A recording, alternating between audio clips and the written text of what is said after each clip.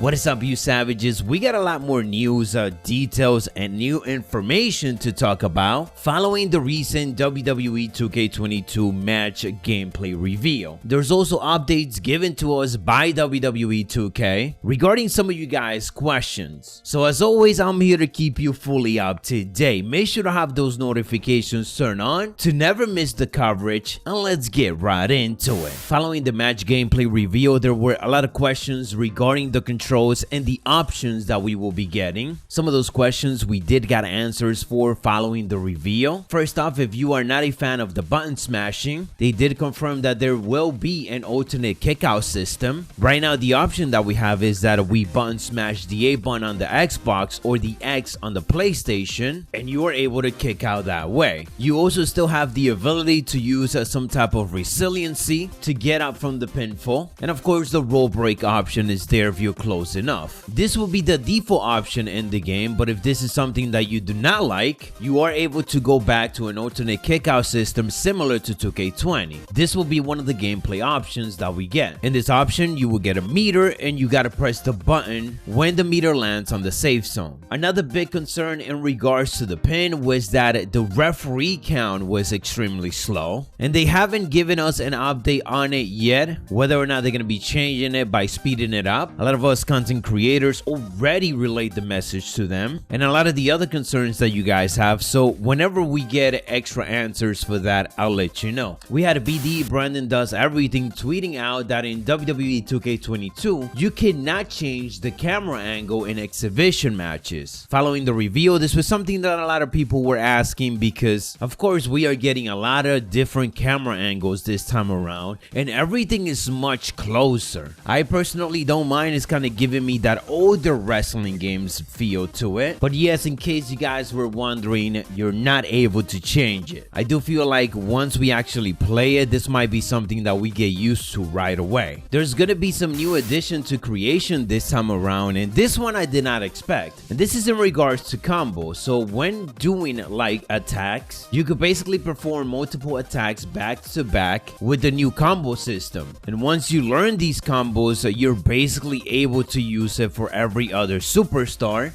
Those combos that those superstars have might just be different, but it will eventually be the same type of chained strikes. The interesting thing about this is that each superstar is going to be having their own combos assigned to them, but you are able to customize it and create a moveset. This basically means that there's going to be different combination of moves for us to try this time around, with likely a lot of brand new animations. We ended up getting our first look of the Undertaker Lord of Darkness version, which is available if you guys end up pre-ordering WWE 2K22. Talking about the Undertaker, we got a clip of him being in the red hell in a cell against Shawn Michaels. Some people were confused why Shawn Michaels was wearing the Eddie Guerrero armband, and the simple reason is because, as it was already confirmed, Rey Mysterio does face Shawn Michaels in the Eddie Guerrero tribute show, so that Shawn Michaels version is going to be in the game. But what caught my attention the most from this clip was a couple of things. First of all, the hair physic. It definitely feels like they're getting it right this time around, at least based on what we have seen so far for the most part. And although we're not going to do a full crowd t-shirt breakdown as we're still waiting for the roster reveal, and a lot of that could ultimately change by the time the game releases, this time around with the full match gameplay, we did got some new superstars t-shirts being shown, like Walter, now known as Gunther. I don't expect his name to be updated, but it's cool that we're seeing that t-shirt in there. He has been someone highly requested, so hopefully he does get confirmed for the game. And as we are on the topic of the roster, the website is actually getting updated now, and it is including a lot of superstars that we have seen in the previous trailer. More specifically, the last trailer that dropped on Saturday, the one right before the match gameplay. Nothing crazy is revealed here. Not all of the overalls are updated,